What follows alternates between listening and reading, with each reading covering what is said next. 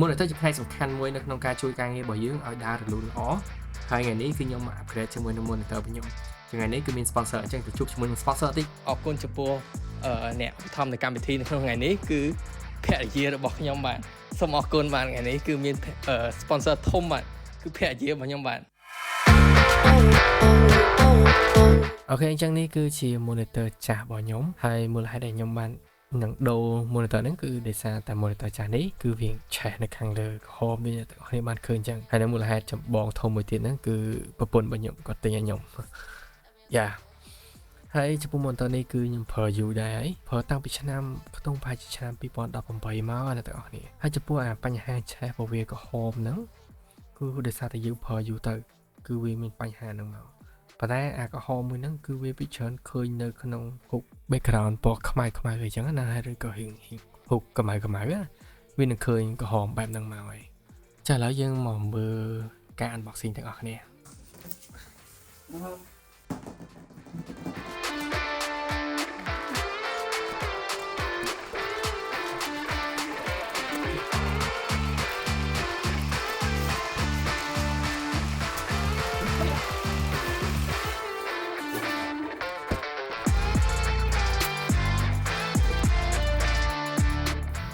នេះខ្សែ DP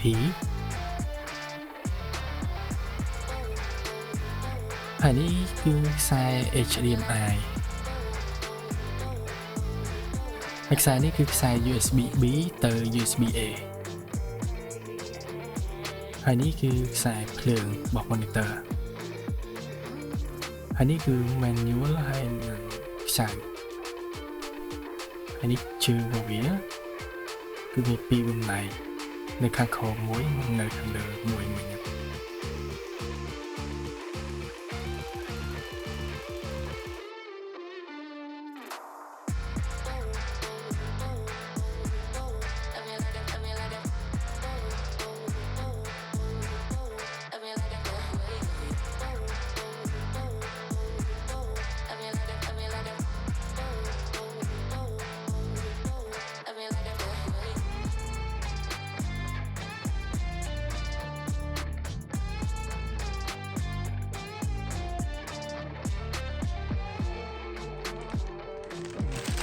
នេះ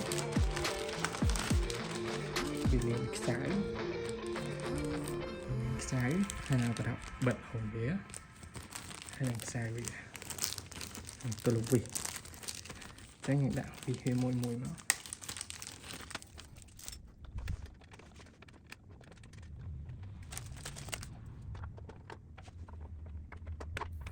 តោះមកការងារបន្តរបស់យើងគឺយើងយក monitor ចាស់ចេញហើយដាក់ monitor ថ្មីចូលទៅ